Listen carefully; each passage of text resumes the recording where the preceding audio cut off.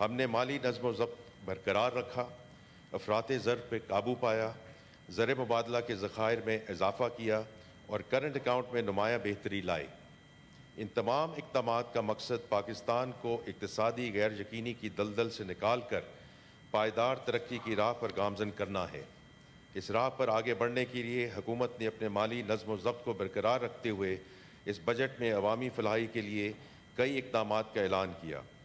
میں چاہوں گا کہ ان میں سے چند اہم اقدامات کا ذکر اس ایوان کے سامنے پھر کروں۔ اور جناب چیئرمین، میں صرف ایک بات ذکر کرنا چاہتا ہوں کہ جو ہم نے اگلے سال کے جو ایکسپینڈیچرز، جو فیڈرل گورنمنٹ ایکسپینڈیچر ہے، وہ 1.9% سے بڑا ہے۔ اگر آپ پچھلے 5-6 سالوں میں چلے جائیں تو کبھی 10%، کبھی 12%، کبھی 13%۔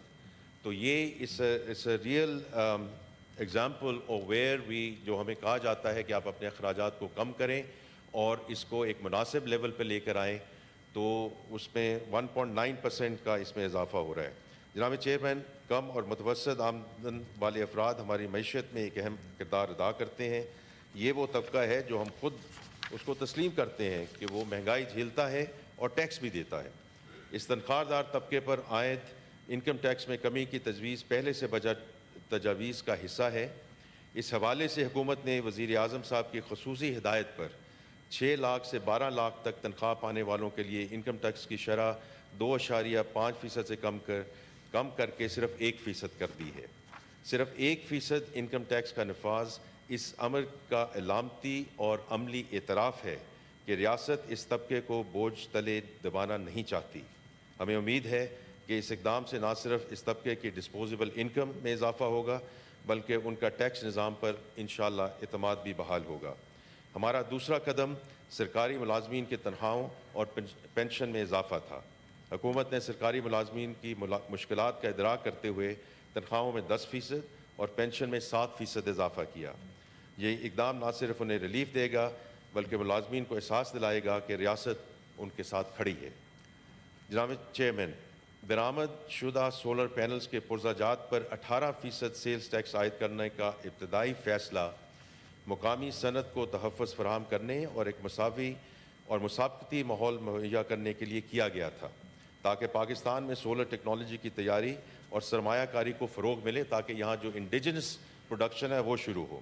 تاہم بجٹ پر دونوں ایوانوں میں تفصیلی غور و خوض اور معزز اراکین کے تجاویز کی روشنی میں حکومت نے سنجیدگی اور لچک کا مظاہرہ کرتے ہوئے اس مجوزہ ٹیکس کو کم کر کے 10% کرنے کا فیصلہ کیا ہے اور اس ٹیکس کا اطلاق صرف 46% درآمدی پرزہ جات پر ہوگا۔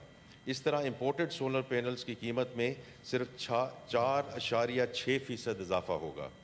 یہ اقدام اس امر کا غماز ہے کہ حکومت نہ صرف صنعتوں کو فروغ دینا چاہتی ہے بلکہ صاف اور قابل تجدید توانائی کی منتقلی کے ویژن پر بھی ثابت قدمی سے عمل پیرا ہے، تاکہ پاکستان ایک پائیدار، خود کفیل اور ماحول دوست معیشت کی جانب گامزن ہو سکے۔ جناب اسپیکر، ہمیں درآمدی سولر پینلز پر مجوزہ 10% GST کے نفاذ سے قبل ہی بعض عناصر کی جانب سے ناجائز منافع خوری اور ذخیرہ اندوزی کی اطلاعات ملی ہیں۔ مذکورہ تجویز کے عملی نفاذ سے قبل ہی ان موقع پرست عناصر کی جانب سے قیمتوں میں خود ساختہ اضافہ کرنا قابل مذمت ہے۔ میں ان عناصر کو سختی سے وارن کرتا ہوں کہ حکومت عوامی مفاد کے لیے ہر ممکن اقدام کرے گی۔ کسی کو بھی عوامی استحصال کی اجازت نہیں دی جائے گی اور ان عناصر کے خلاف قانون کے مطابق سخت ترین کارروائی عمل میں لائی جائے گی۔ اور چونکہ لا منسٹر صاحب یہاں موجود ہیں، میں ان سے درخواست کر رہا ہوں کہ صوبائی حکومتوں کے ساتھ مل کر اس کو we bring it these culprits to the justice. تو اس میں لا منسٹر صاحب آپ کی جو ہے وہ بہت ہمیں ضرورت ہے کہ جب ابھی جولائی 1 سے یہ چیزوں کا اطلاق ہونا ہے، اس سے پہلے آپ یہ جو آربٹراج آپ نے شروع کر دیا ہے، تو ہم اس کے خلاف بھرپور ایکشن لیں گے۔